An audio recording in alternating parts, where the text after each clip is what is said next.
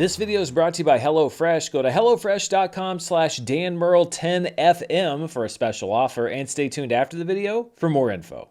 Hello everybody, I'm Dan Murrell here with my thoughts on Wicked for Good, which hits theaters this weekend. As you can see, it's been a while since I've done one of these. I am on the road, so I saw Wicked for Good last night. I'm seeing another movie tonight, and I have to travel a little far away from home to see these films, so sometimes you have to put up with let's call it a temporary setup. Wicked for Good is, of course, the sequel to last year's smash hit, which pretty neatly adapted the first act of the musical and ended at essentially intermission. This movie adapts the second act of the musical. This was a continuous production, so the entire team and the cast are back to continue the story of Elphaba and Glinda. Some time has passed since the first film, and Elphaba is now in exile, detested and feared around Oz as the Wicked Witch of the West. Glinda has assumed a powerful position in Oz as Glinda the Good, the People's Witch, though she's not much more than a propaganda tool for the Wizard and Madame Morrible. Completely unintentionally, I actually approached Dune and Wicked in very similar ways, in that I saw the first movie of the two movies that exist right now before I had read the book or seen the musical, and then in between movies, I actually got more familiar with the source material. So I read Dune in between Dune Part 1 and Dune Part 2. And then this past summer, I went to see Wicked while I was in New York for some other stuff. So I watched the first movie in these franchises with basically no base of knowledge, and then watched the second movie having known a lot more about the source material, so I could kind of experience as a viewer both ways. After seeing the musical, my opinion mirrored what I think a lot of other people have said. The first act of the musical is much stronger, while the second act is okay, but less focused and less memorable.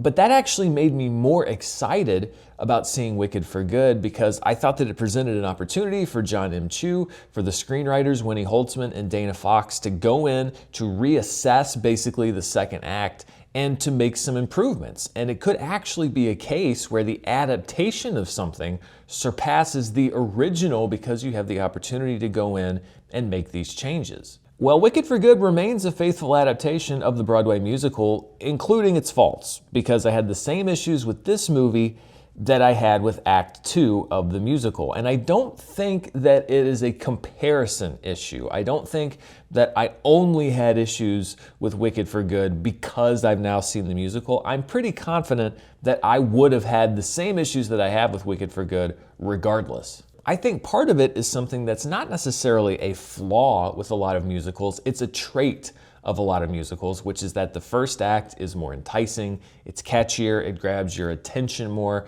and then things slow down for the second act. That doesn't make something bad. There's plenty of musicals that have succeeded with that kind of structure, but that is the structure that Wicked has. But Act 2 of Wicked is also very sloppy.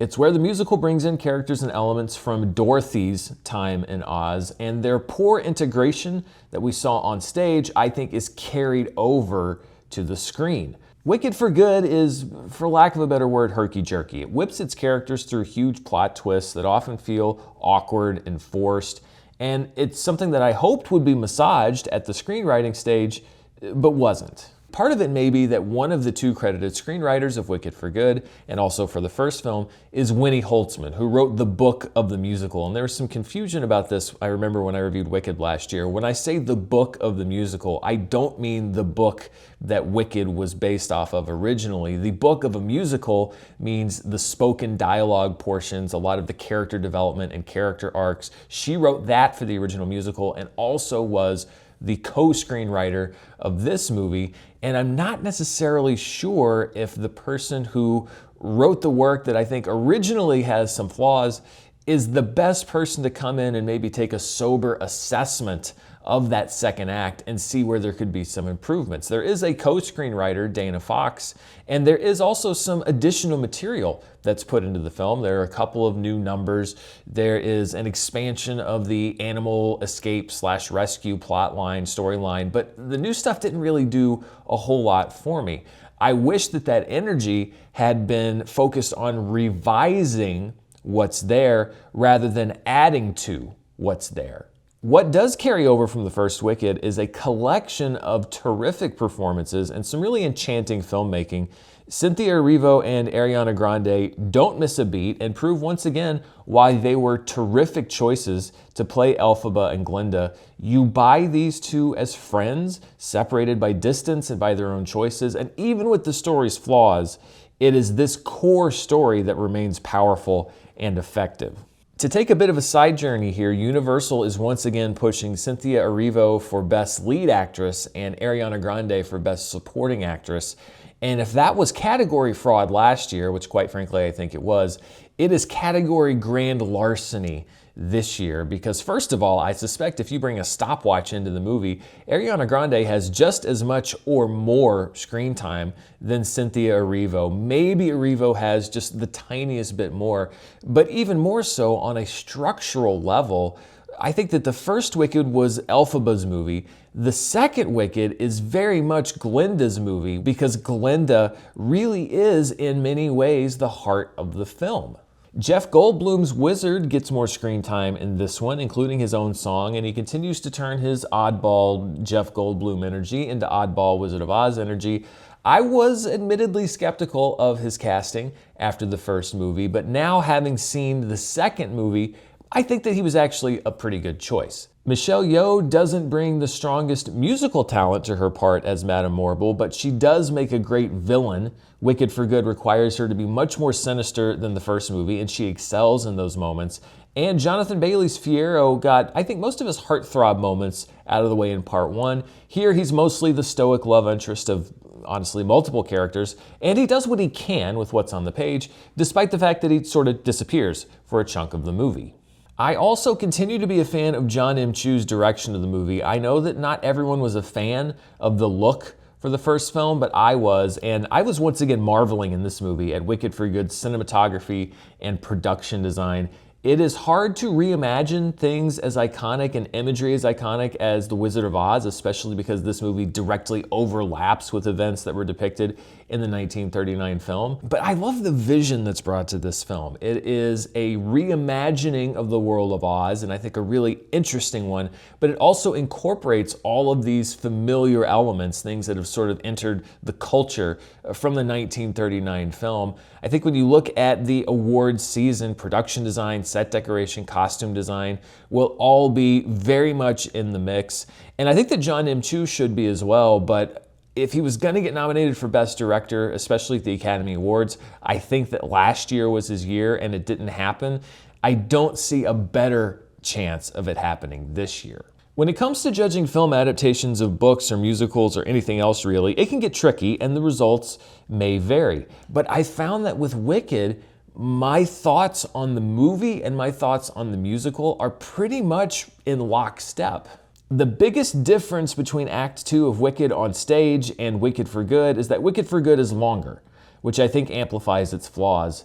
And in forming a final opinion, I have to weigh the strong performances, the outstanding technical elements, the parts that I did like, the moments that do work, against a lot of things that I think don't work very well. Ultimately, I'm ranking Wicked for Good in the upper reaches of it's fine. That's really as high as I can go. Too much of it just left me cold and a little bit frustrated. If you're familiar with Wicked already, I don't think that enough was changed in this version to shift your opinion either way, either more positive or more negative. If you're not familiar with Wicked, I don't want to necessarily discourage you from seeing this because especially Cynthia Erivo and Ariana Grande are fantastic in the movie. Their performances really are almost worth the price of admission alone. And this happens sometimes when I'm in the middle of a movie, people think that I'm saying it's a bad film. It's not a bad film, even if I was a little bit let down by it. So if you don't know what to expect, obviously, as always, go in with an open mind and make up your own decision. But my advice might be, don't expect what you got with the first movie. I'm not gonna say lower your expectations, but I would just say lower your anticipations, and who knows, maybe you'll be pleasantly surprised. So those are my thoughts on Wicked for Good. Before we go, I wanna thank the sponsor for this video. This video is brought to you by HelloFresh. It's almost Thanksgiving, which for a lot of people means cooking a big meal for the whole family. But while Thanksgiving dinner may take a whole day to prepare, HelloFresh is here to take care of the rest, delivering chef-crafted recipes and fresh ingredients right to your door. HelloFresh is the #1 meal kit in America, and they've just doubled the menu, bringing you 100 options each week, including seasonal dishes and recipes from around the world. Their Thanksgiving week menu even includes dishes like stuffing, mashed potatoes and gravy, and an apple crisp for dessert. I am neither a very good nor a very experienced cook, but I've made meals from HelloFresh at home, and it's easy because they send you a very detailed recipe. All you have to do is follow the instructions. You have all of the ingredients right there. You don't have to go out to the market and fight the crowds, all of that stuff. If you can read directions, you can cook at home with HelloFresh. And with all the options available, you can make any menu you want, whether you're looking to eat healthier, heartier, or a bit of both. The best way to cook just got better. Go to HelloFresh.com/DanMurrell10FM right now to get 10 free meals plus a free breakfast for life, 1 per box with active subscription. Free meals applied as a discount on the first box. New subscribers only. Varies by plan. That's HelloFresh.com/DanMurrell10FM to get 10 free meals plus free breakfast for life. Thanks to HelloFresh for sponsoring this video, and thank you for watching. Be sure to stay tuned right here for more movie news, reviews, box office, and more. Until next time, stay safe, and I'll see you then.